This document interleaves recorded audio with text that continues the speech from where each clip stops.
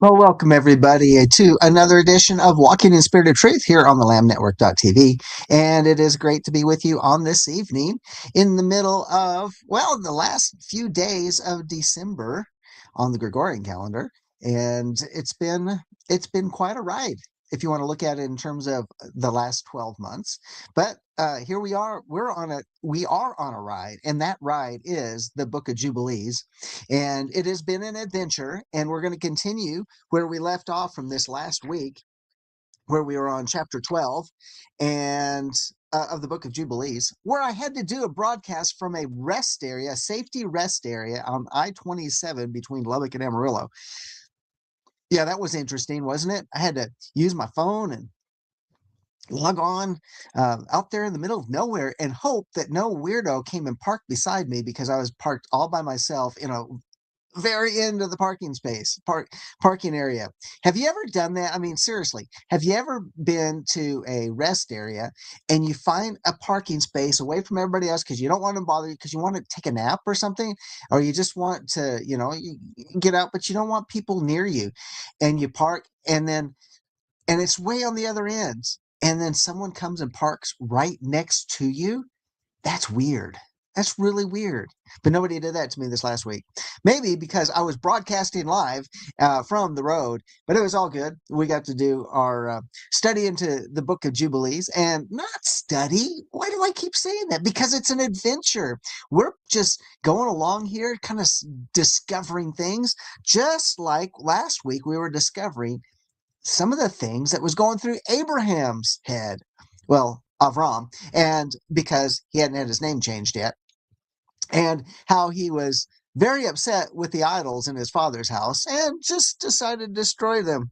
Yeah, so we talked about that, and a little bit more about his adventure. So this is, the family. Do you think that we have dysfunctional families here in the 21st century? They had dysfunctional families back then, in whatever century that was. All right, yeah, just saying, it was quite quite a big deal. But nevertheless, huh, we're going to get into this. We're going to look at it. We're going to see it from maybe some other perspectives. But again, it's about the adventure. It's about just this journey, kind of like how we did with Enoch and how we did with for Ezra, which is Ezra, but like another book. Okay. So, but all these are a part of the apocryphal writings, all these additional books that they cut out of the canon, but they're actually very much full of truth. I think we did that with the book of Tobit as well. That was very interesting. If you remember, you can catch that on all of our prior Walking in Spirit and Truth programs here on the Lamb Network. Well, let me think. It's going to be on the Life of Worship Ministries YouTube channel, if you go back into the archives there. And if you don't find it there, guess what? The one that we got banned from, Life, because they didn't like what we said, and then they gave it back to us, but it's Life of Worship Amarillo. So like the city Amarillo, but there wasn't enough space. They don't allow enough space. We had to drop the O. So Life of Worship Amarillo. And that's a YouTube channel, has a whole bunch more of our Walking in Spirit and Truth teachings and adventures and interviews and all that fun stuff. So anyway, take a few minutes, check out that channel, some of our prior messages that we've done, and a number of other special videos that we've accumulated over the years. And we'd love for you to participate with us. One other thing I want to say is that if you like what's been going on here at Life of Worship, or have Walking in Spirit of Truth, join us over at the Life of Worship Ministries YouTube channel, and where we meet. Also, we broadcast on Shabbat, where we have our Torah portion. We have a midrash. We have our mishpachah, our family and friends join us, a whole bunch join us online and comment while we're going through the study, as well as our local congregation that's meeting with us. So we have a good time. And we have our Torah portion at noon Central Time. It lasts for about 2 hours, and then you can we take an hour break and come back at 3 p.m. for our encounter service, where we have a time of praise, worship, ministry, and followed up by a message. And if you missed this last week's message, we were talking about hearing. Yeah, hearing what the word says. Of course, you're like, well, like, no, out of Proverbs chapter 4, it says, "Incline your ear," because there's a lot that the word is speaking that a lot of times we just miss it, and we specifically targeted in on incline your ear in what the scriptures say about healing. So go back and check that out. That's on our Life of Worship Ministries YouTube channel. And that was part of our live message from this past weekend. So let's see. Oh, yeah. If you'd like to be a financial partner with us, you can uh, do that by participating and going to www.lifeofworshipamarillo.org, and in there at the top you'll find or if you're using you'll find a tab. If you're using your computer, if you're using a device, there's the sandwich menu, and just hit on that, drop down to where it says, or go across to where it says donate. It'll pull up a screen. Click the donate button, and you can give online. So that's a way that you can participate with us financially. And especially if you're looking at, well, where can I send a nice year-end offering? This is, we talked about it on Shabbat in terms of our financial needs that we have. And by your giving helps us take care of the costs of ministry, because we do not charge for anything. We provide all of our messages for free. We make sure that people have that available to them, and we do a lot of other things in this ministry. But all of those things take money, and I mean, all the different things that we do for the ministry cost money. So we provide for you free messages and teachings and things that you can glean from and you utilize in your own ministry and your own work and your own study and all of that. And then and by seeding back into this ministry, you're help feeding this ministry, as so to speak, and metaphorically speaking, and as we feed you as well.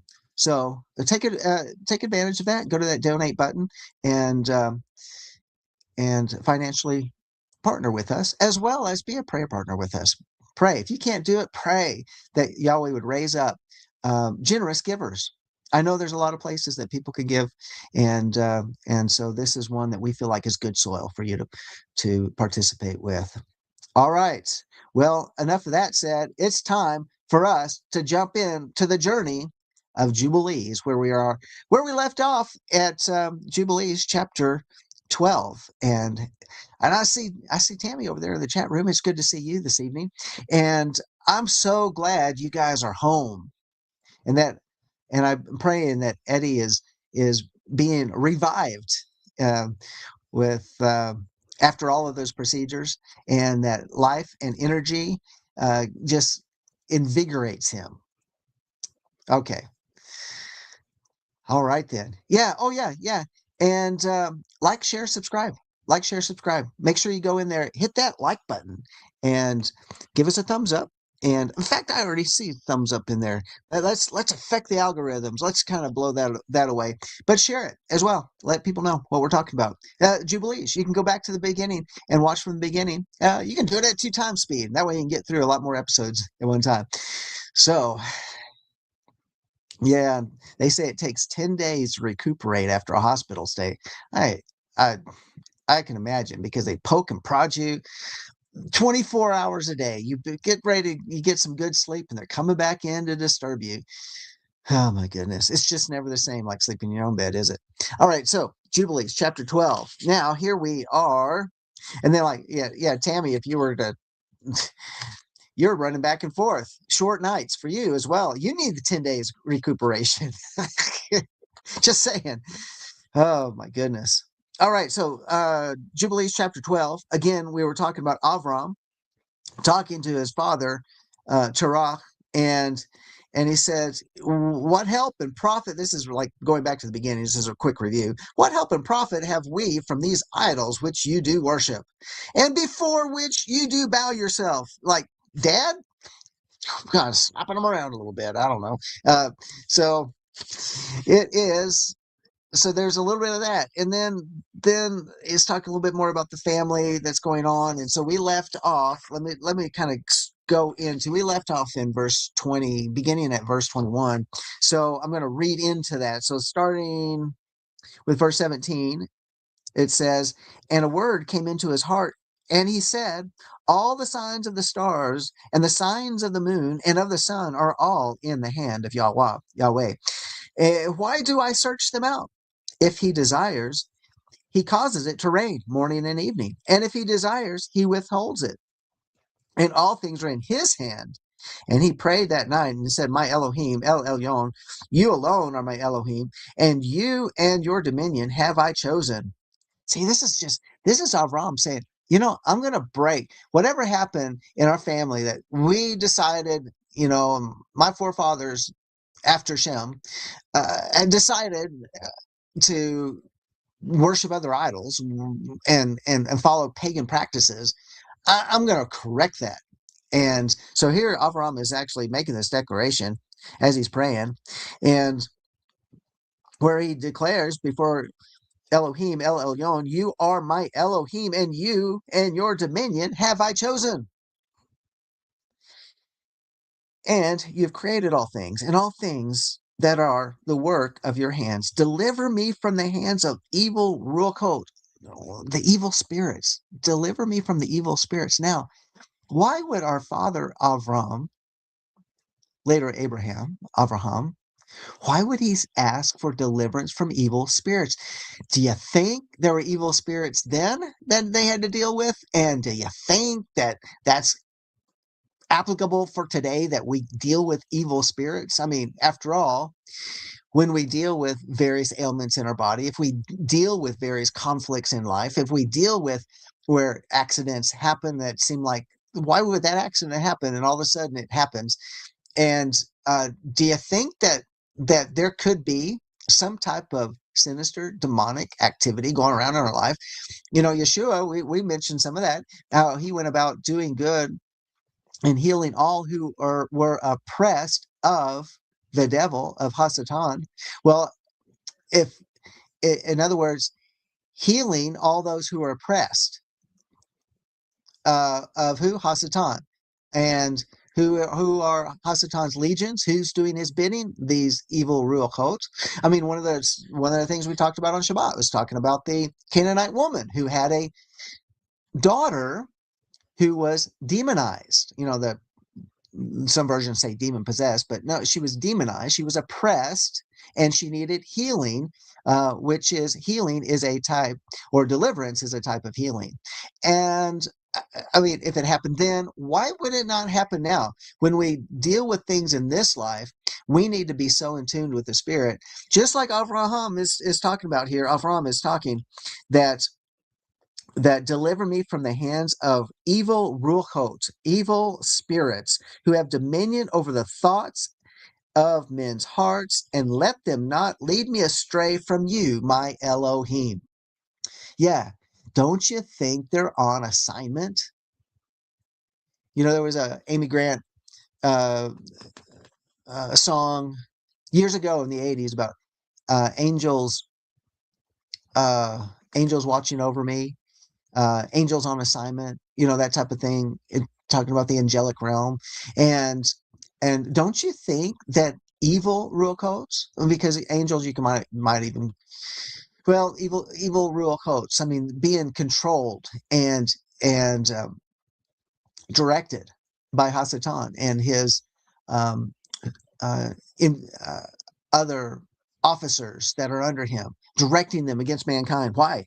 Because if they can have dominion over our thoughts of men's hearts, and it says, let them not lead me astray from you. Because what would they want them to do to Abraham is to lead him back to some forms, maybe a compromised form of pagan worship. I mean, here we are in the middle of the Christmas season, and which it's just a compromised form of pagan worship. It's a Christianized form of paganism. That's all it is, like Easter is. Uh, where else do you get a jolly red fellow that, when the first traditions of the jolly red fellow was that he was Hasatan, and now they Madison Avenue, cloaked him up, Coca-Cola, made him into a jolly old fellow, and made him into this cartoon character, essentially is what it is, where it brings warm feelings. But nevertheless, understanding that there are things that are embedded in traditions that we don't want to be led astray for, right? I mean, that's just the way it is. And establish me and my seed forever, that we go not astray from henceforth and forevermore. So this is where we're at. That's where we ended last time. And so here it goes. Verse 21, we're picking up new this week now. And he said, shall I return unto Ur of the Casdim, who seek my face that I may return to them? Am I to remain here in this place? Well, why are they seeking his face? Uh, because he burned down their idols. Okay, so going on, he says, the right path before you, prosper it in the hands of your servant, that he may fulfill it, and that I may not walk in the deceitfulness of my heart, O my Elohim. Now, isn't that is a really good prayer? Let's read that prayer again. The right path before you, prosper it in the hands of your servant, that he may fulfill it, and that I may not walk in the deceitfulness of my heart, my Elohim. The phrasing of that is kind of particular to me, but so he's praying to Yah, and who has the right path. And then he asks that Abraham says, I want to prosper your right path. I wanted you to put it in my hands so I can prosper your path. That might be another way to say it. Put it in my hands, and or prosper it in my hands. This path, this mission that you have in life, and keep me from being led astray, because my heart is deceitful above all else. So keep me from being led. Don't you think that's interesting? I think that's very interesting, the way he phrases that. And he goes on, he says, and he made an end of speaking and praying, and behold, the word of Yahweh, the word of Yahweh was sent to him through me, saying, get you up from your country and from your kindred and from the house of your father unto a land which I will show you. And I shall make you a great and numerous nation, and I will bless you, and I will make your name great, and you shall be blessed in the earth, and in you shall all families of the earth be blessed. And I will bless them that bless you, and curse them that curse you. And uh, you know, well, I guess a lot of people like to say, well, he's just simply talking about the Jewish people. But as we know, it's been clarified, it's been defined properly, that just encompasses one tribe, the tribe of Yehuda. That's where the name Jew comes from. And so there's 11 other tribes, and anybody else that's grafted in, choose your tribe, however you want to look at it. But nevertheless, just like in Egypt, where the mixed multitude joined up with the 12 tribes, and they chose their tribes. They got to be part of it, grafted in. And when one is cut off, they can also be grafted back in. And so so let's look at that phrasing. Blessed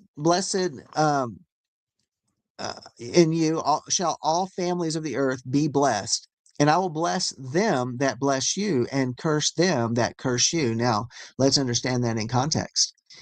Who is Father Abraham? Look at the descendants of Abraham. And honestly, you really can't say, because if he's going to be if he's going to be a family who is going to be scattered throughout all of creation, all of the earth, that we better be careful about who we bless or who we curse. So we should really be blessing so many. Do you ever think that when we're supposed to bless those who curse us? When Yeshua said that in the Sermon on the Mount, bless those who curse you. I mean, that's an interesting thought, is that, wait a minute, because if you curse back, perhaps you're cursing a descendant of Abraham. So isn't it better that we just don't get involved in cursing another person? I'm not talking about cussing out another person. I'm talking about speaking evil, speaking evil about your brother. That's horrible. I mean, I think people that call themselves believers are pretty professional about that. I mean, when I say professional, it's like, yeah, they really know how to de- de- degrade, demonize their brothers and sisters in Messiah. It's really true, honestly. Sad but true. And you're like, well, you don't quite believe like the I do. You know how many people have wished me a Merry Christmas this year? I mean, all over the place. I meet, whether it's in the store or it's because of my work contacts or whatever. And you know what? They're wishing a blessing. They're pronouncing a blessing.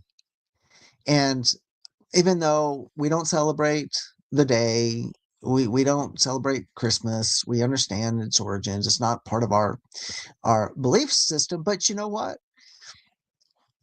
They mean well. And why why not just give them a blessing back? Why not give them, well, thank you very much, and same to you, because it's a blessing. Don't curse them back. Oh, don't do that stuff. Don't you know that it's pagan? Just saying. It's a, yeah, right, Tammy. I agree. It's a courtesy to accept and bless them back. Thank you for giving me that exclamation point on there. All right, let's move on. And I will be okay. So we're verse 25. And Yahweh Elohim said, "Open his mouth and his ears, that he may hear and speak with his mouth with the language which has been revealed, for it had ceased from the mouths of all the children of men from the days of the overthrow of Babel. Okay, wait a minute. Does that mean at the Tower of Babel, the tower of that where all where we have the one language was then split into 70 different languages, that the Hebrew language, I'm going to call it the Hebrew language because I think that's the original language, it got lost in the midst of all of those other languages. I think it says is it that he may hear and speak with his mouth with the language which has been revealed, for it had ceased from the mouths of all the children of men from the day of the overthrow of Babel. I think that is very interesting. It ceased. I'm underlining that because I think that's significant, and you're always revealing it to. So now, in other words, Abraham is the first Hebrew speaker since Babel, the Tower of Babel. I keep messing up that word. All right, think about that. It's interesting. Verse 26. And I opened his mouth and his ears and his lips, and I began to speak with him in Ivrit, in the tongue of the creation. Oh, that's it. I want that. Okay, Father, that's my prayer, that you would open up my mouth and my ears and my lips, and that you would speak with me in Ivrit, in the tongue of creation, and then I would be able to speak back in the tongue of creation. This is why we're on this journey, to pull out these interesting things. Okay, let's go on. Verse 27. And he took the Sepharim of his fathers, and these were written in Ivrit. Wait a minute. His fathers had Hebrew writing, but nobody understood it because they couldn't read it because of the dividing of the languages, because it got buried. Yeah. It went extinct at that time. And it's really sad when you think about it, because these were all the descendants of Noah.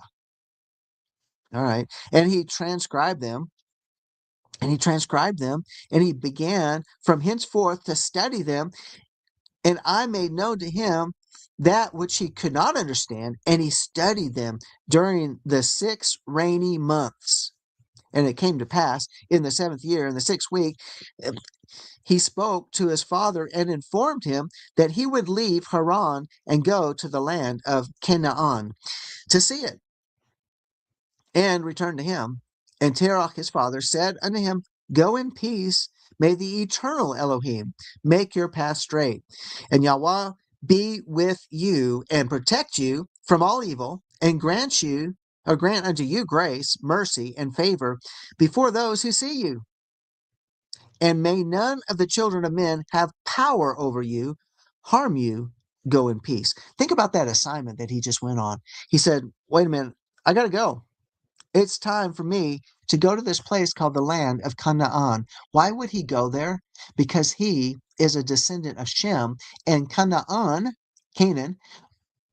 belonged to Shem. And yet the descendants of Ham were living there. So why was he called there? Because he was going to be a place there as a seed by which his family would grow and then drive out those who were occupying that land because it didn't belong to him. And Abraham was getting his mission. I think that's part of that when we were looking at that earlier in that prayer that he had. Get up. Oh, get up from your country. Even before that, he said, wait a minute, the right pass before you prosper it in the hands of your servant, that he may fulfill it, that I may not walk in the deceitfulness of my heart. So I think those paths led to the answer to that prayer, get you up from your country and from your kindred and from the house of your father unto a land which I will show you and make you a great and numerous nation. See? So there you go. He gets his marching orders. He gets a blessing from his own earthly father. But I think it's all about establishing Shem's rightful kingdom. And if you see a land pleasant to your eyes, to dwell in it, then arise and take me to you, and take Lot with you, the son of Haran, your brother, as your own son. Yahweh be with you. And Nachor, your brother, um, leave with me till you return in peace, and we go with you all together. Well, I guess, that's a blessing, but Terah didn't make it, did he? He didn't make it. And neither did Nahor, his brother, who gave us Laban. Yeah, not a good guy. All right, so going on. How about this chapter? We're on chapter 13. Okay, let's jump into there. And Avram journeyed from Haran, and he took Sarai, his wife, or his woman, and Lot, his brother, Haran's son, to the land of Canaan. And he came unto a shore. So, this, you think about what's the connection? It's because dad told him to take Lot. Dad told Avram to take Lot to watch over him. It's like, yeah, he shouldn't be staying around here in Haran. Yeah, it's not a good place for him. Why don't you take him with you? Maybe it'll do him some good. All right, yeah. And he came into Ashur and proceeded to Shechem and dwelt near a lofty oak. You know about those oaks, right? So Shechem. And he saw, and behold, the land was very pleasant from the entering of Hamath to the lofty oak. And Yahweh said to him, To you and your seed will I give this land. And he built an altar there, and he offered thereon a burnt sacrifice to Yahweh, who had appeared to him. And he removed from thence unto the mountain. So you wonder why Jacob, would stop and build an offering or make some type of honorarium, a memorial, as when Yahweh appeared to him. Well, that's what his grandfather Abraham also did. Verse 5, chapter 13. And he removed from thence unto the mountain Bethel on the west, and Ai on the east, and pitched his tent there. And he saw, and behold, the land was very wide and good, and everything grew thereon, vines and figs and pomegranates, oaks and flexes and terebinths and oil trees. Oil trees? Would that be like olive oil? oil trees and cedars and cypresses and date trees and all the trees of the field. And there was water on the mountains. It, it's like he's describing a place that all of these things were growing in the wild. These are all natural trees, these fruit bearing trees, and yet the oaks and the flexes. Um, I don't know what the flexes are, um, but exactly terebinth trees, and but the cedars, cypresses, but all these other ones. It's like that. They're growing naturally. It's not like today where you know those that grow trees they have orchards and they plant all of the trees in the orchard.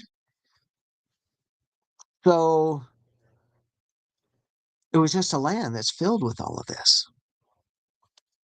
It's very unique. Wouldn't that be really cool just to kind of like, let's say the world wasn't populated. And so you go on this journey and you go into this place and all of a sudden you see just, I mean, got grazing lands and you got these orchards that are just natural and they're just growing up. And it's like, man, everything I could desire, everything I wanted to, that I need to survive, I can just harvest it here. It's like the garden. I mean, that isn't that the picture? That's kind of like the picture. And there was water on the mountains, and he blessed Yahweh, who had led him out of Ur of the Kasdim, and brought him to this land. And it came to pass in the first year, in the 7th week, in the new month of the first month, that he built an altar on this mountain, and he called on the name of Yahweh, you, the eternal Elohim, are my Elohim. Wait, let's stop right there before we go into the rest of this prayer. And it, okay, as we mark this, it's the first day of the first year in the 7th week. In the 7th week. So we're talking the 7th week. It's like 7 years. This would be like the Shemitah year. The first year in the 7th week, 7 weeks. Now, this would be like a Jubilee. 7 Shemitahs would be 7 weeks. And the first year, this would be like a Jubilee. I could be wrong, but the way it's describing it here, it's like this is a Jubilee year.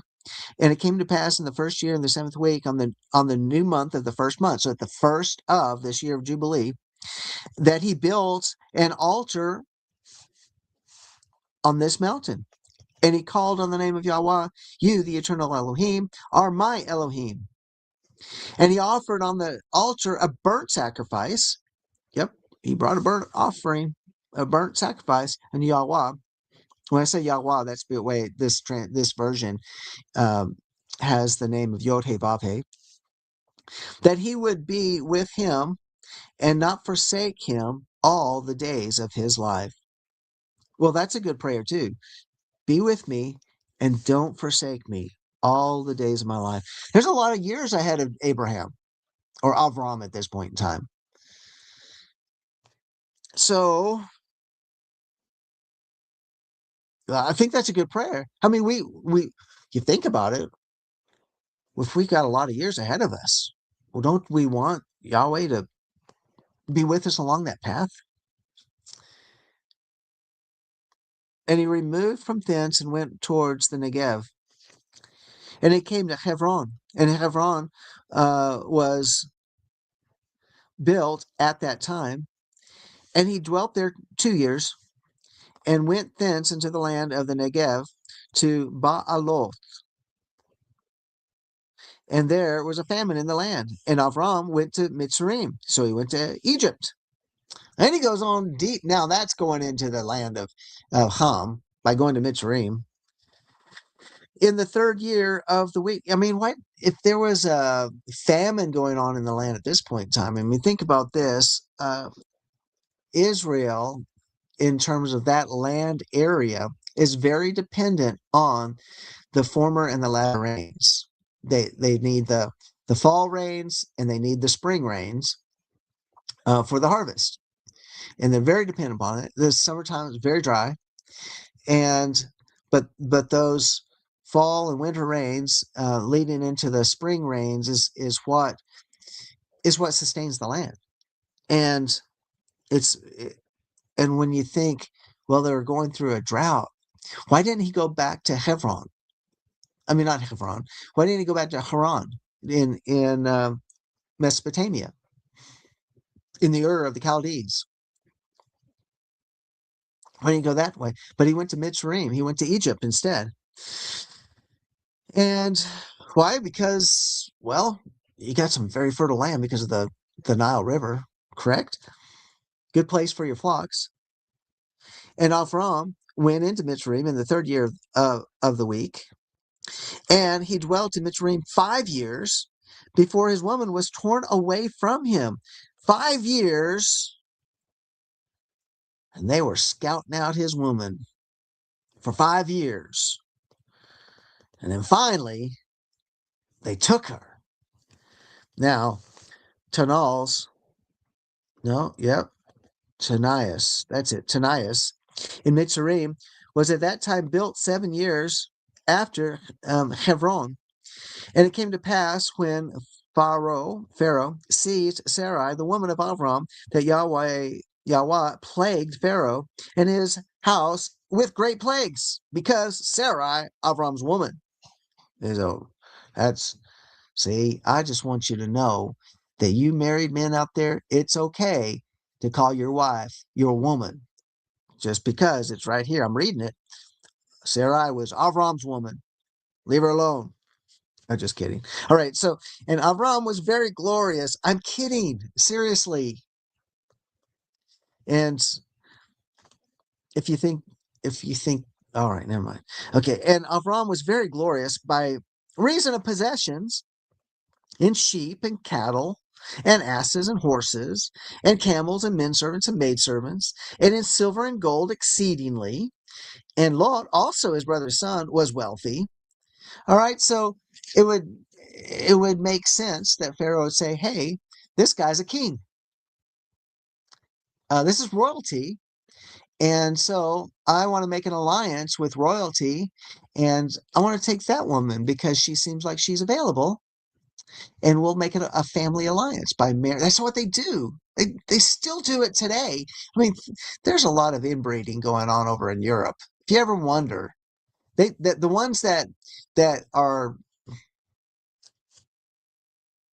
I'm going to use this very tenderly. The ones that are imbecilical, in yes, I'm using that word. Um, the ones that because of their genes are too close to their father and mother's genes are too close to each other, and they kind of produce somebody that's not quite all there. They exist in royalty in Europe, and because they keep interbreeding, and so they hide those away, and only the fittest take over the family responsibilities, and some of them are just a little off. I mean, think about it. They wanted, okay, I'm not going to go into all the politics about how they're destroying Europe right now, but that's what they're doing, and it's all in my opinion, maybe it's all inbreeding. Did I say that? I'm just going to move right along here and go into verse 15. And Pharaoh gave back Sarai the woman, and wait a minute. And Pharaoh gave back Sarai, the woman of Aram, and he sent him out of the land of Mitzrayim. Wait a minute. Why? Why? Because of plague. Because of a plague. Because verse 13, Yahweh plagued Pharaoh and his house with great plagues because of Sarai, Avram's woman. Yeah, they're probably like, this woman came in and everybody got sick. This isn't right. Something's going on here. So he gives Sarah back. So take her. I don't want your plagues. And by the way, leave Mitzrayim, says, and sent him out of the land of Mitzrayim. And he journeyed to the place where he had pitched his tent at the beginning, to the place of the altar, with Ai on the east and Bethel on the west. And he blessed Yahweh Elohehu,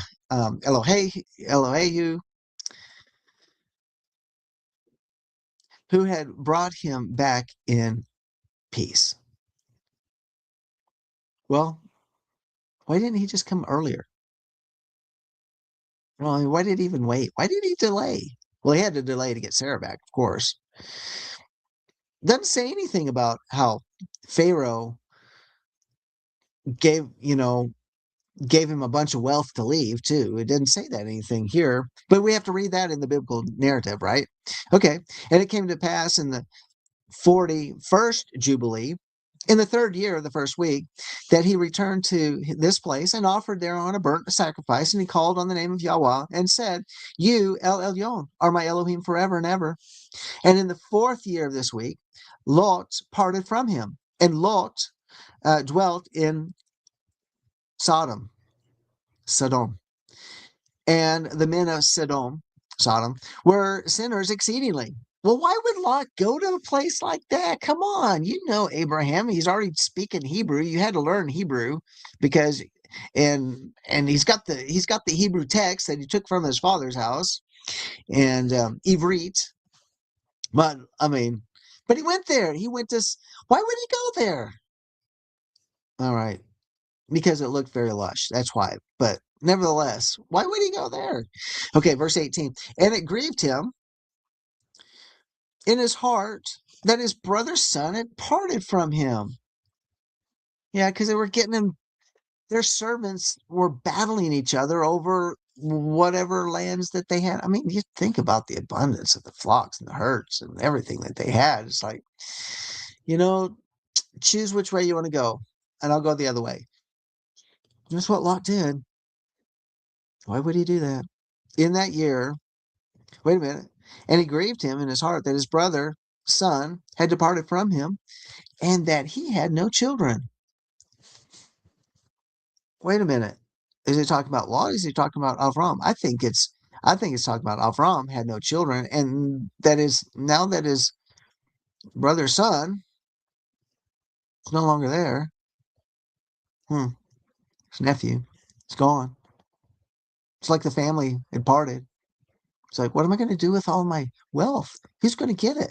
I bet he's thinking about that because it grieved him. In that year when Lot was, taken captive, was it the same year he departed and Lot was taken captive? Yahweh said unto Avraham, after that Lot had departed from him in the fourth year of this week, lift up your eyes to the place where you are dwelling northward and southward and westward and eastward. Wait a minute. In that year when Lot was taken captive, is that just talking about he was taken captive because this the men of Sodom were sinners exceedingly? Was there something that that grabbed his attention and the word just told us that he was taken captive, maybe with a lifestyle, maybe with all of that, all of maybe the fertile valley?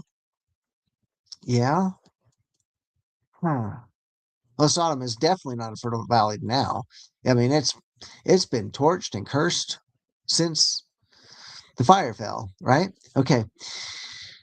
Oh. Hmm.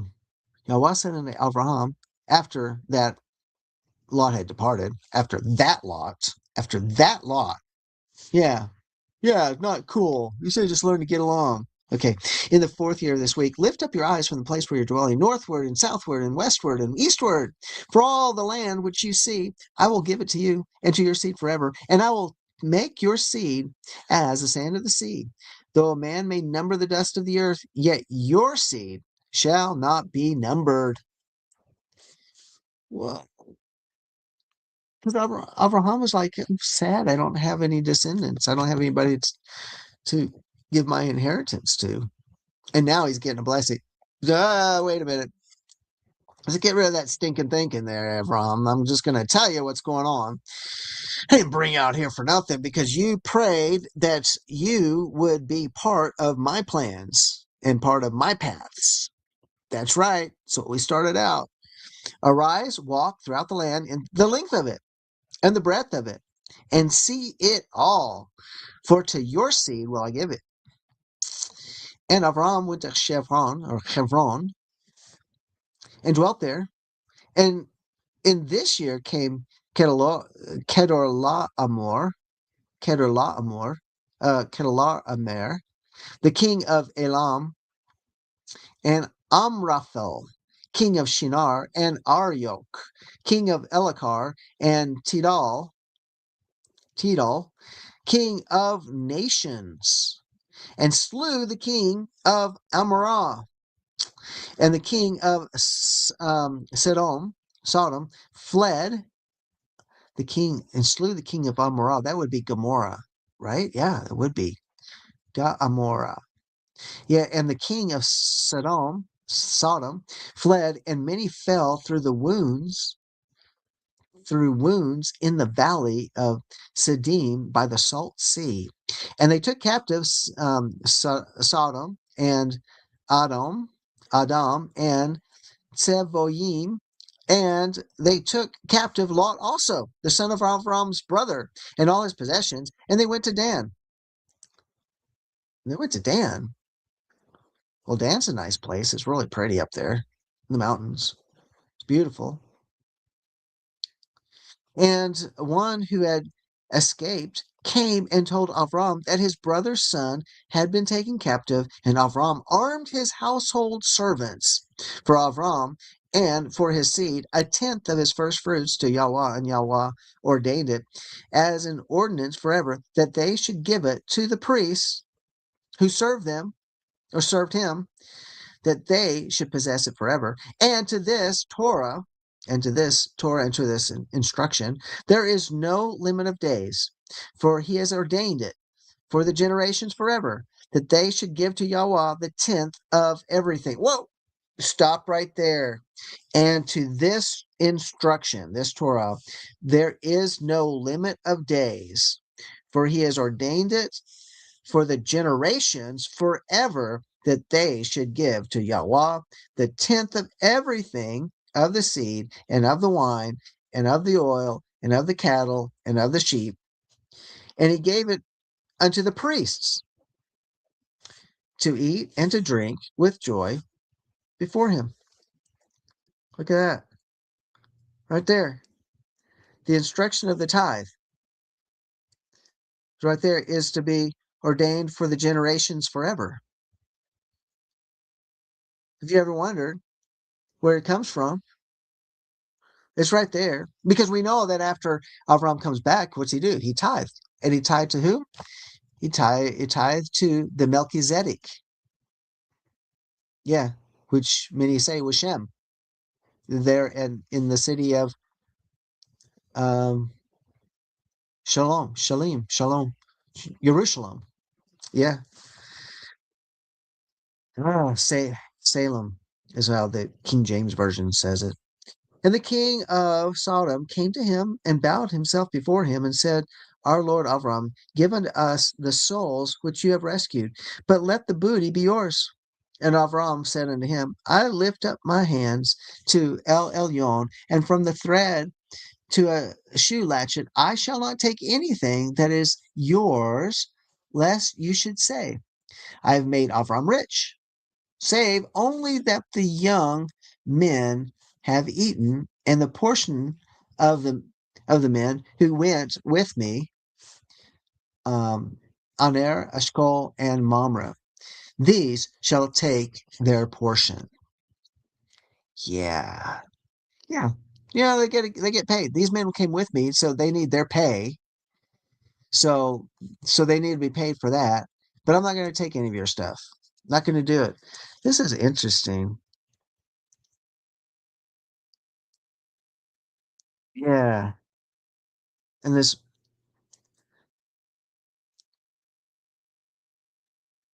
kind of like it's missing like the key area about how they pursued these armies, and and then destroyed those armies, and then you know set the captives free. It just jumps, but it's okay, because what's more important is this verse here. He says that to this Torah there is no limit of days, and for Abraham and for his seed a tenth of his first fruits to Yahweh, and Yahweh ordained it as an ordinance forever. a tenth of the first fruits to Yahweh, and Yahweh ordained it as an ordinance forever. Okay, so guess what? Forever means that it is not just an Old Testament uh, command. Forever means forever, just like we're supposed to keep the Shabbat, we're supposed to keep the feast days, etc., etc., etc. So, yeah, that's just mark that chapter 13, verses 25 and 26. But wait a minute. Well, that's just then. Forever doesn't really mean forever. I hear those. I just hear those arguments. Well, that's what Abraham says. Deliver me from those evil ruachot that verse 20 back in chapter 12. Deliver me from the hands of the evil ruachot, or evil spirits, who have dominion over the thoughts of men's hearts, and lead them not, and let them not lead me astray from you, my Elohim. Yeah, because the reason people want to have an excuse for anything is because, well, why? Because little, little, little voices. That doesn't really mean tattoo. Doesn't really mean that it means that then, but not now. Because just as I put presents under the Christmas tree doesn't mean I'm bowing down to the tree. So I put something on my skin doesn't mean I'm giving myself over to a pagan god with that image. All right, whatever. I'm making fun here. Okay, I'm making fun. All right, I'm not. This is no judgment. It's just, but you see how these things bleed and traditions bleed into that. The fact that the truth, it's watered down of what is it's like, well, it's so far from when it was a pagan practice that even though the practices have similarities, doesn't mean it's in my heart that I'm doing that. We know those excuses. But check what's in your heart, because your heart is deceitful above all else. So you need to have truth, not just feelings. Okay, just saying. Am I burying myself here? Am I just like digging? Am I digging a hole that I can't get out of? Hmm. Okay. All right. Yep, tithing is older than Torah. Thank you, Tammy. Okay, interesting. You know where are we at? We're in chapter 14, verse 1. Is this not been interesting tonight? Okay, so back to the book. Exactly. Verse 1. After these things in the fourth year of this, that's why it's in a journey because I can chase squirrels. Because that's always a journey. No, After these things, in the fourth year of this week, on the new moon of the third month, the word of Yahweh came to Avram in a dream, saying, Fear not, Avram, I'm your defender, and your reward will be exceedingly great. I want to, I want to dream like that. I, I like that. I, I like that. I really like that a lot. Verse 2. And he said, Yahweh, Yahweh, Yahweh, Yahweh, what will you give me, seeing I go hence childless? And the son of Masek, the son of my handmaid, is the Damascus Eliezer, and he will be my heir, and to me you have given me no seed. And he said unto him, This man will not be your heir, but one that will come out of your own bowels. He will be your heir. Well, wait a minute. Yeah, he's already said you're going to get a son. You're getting a son out of this deal, Avram. And he brought him forth abroad, and he said unto him, Look toward the heaven and number the stars, if you're able to number them. And he looked toward the heaven and beheld the stars, and he said unto him, So shall your seed be. And he believed in Yahweh, and he believed in Yahweh, and it was counted to him for righteousness. Think about that. I talked about this before. When you what's the significance about the stars? Well, 12 constellations, and each constellation is connected with one of the 12 tribes of Israel. And inside of each constellation are billions of stars if you've got a good enough telescope. Amazing. And he said unto him, I am Yahweh. I am Yahweh that brought you out of the Ur of the Kasdim to give you the land of the Kenaim to possess it forever. Because you're going to kick out your uncle, great uncle Ham's descendants because they don't belong there. To possess it forever, and I will be Elohim unto you and to your seed for after you. And he said, Yahweh, whereby shall I know that I shall inherit it? And he said unto him, take me a heifer of 3 years, and a goat of 3 years, and a sheep of 3 years, and a turtle dove, and a pigeon. And I'm running out of time. We're going to have to stop right there. Because we got the pieces. We're going to walk the pieces next time. But by the way, this next week, we'll be taking a week off because next week is mine and my wife's anniversary. Mine and my woman's anniversary. So we won't be here next week, but we'll be here the following week. So so glad that you're able to join me this time. So when we pick up back in around the 6th of January, I think this one is in 2 weeks, then we'll pick up here in chapter 14, where we're going to continue our adventure. And thank you for that happy anniversary greeting. Appreciate that, Tammy. And all right, like, share, subscribe. And until next time, shalom.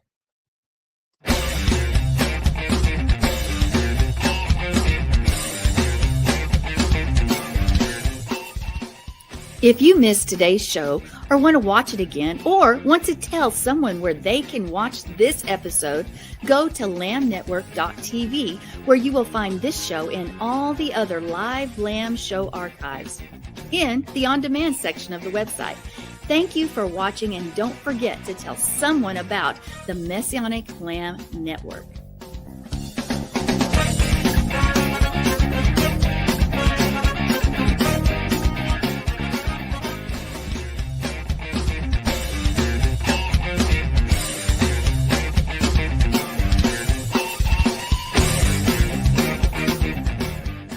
We are richly blessed to bring you what we believe is the fullest, most diverse, yet up-to-date progressive teachings, discussions, and prayer programming you can find anywhere on this planet. Be sure to take the tour of the lambnetwork.tv website. I'm Sandi Craig, thanking you for joining us on the Messianic Lamb Video Network.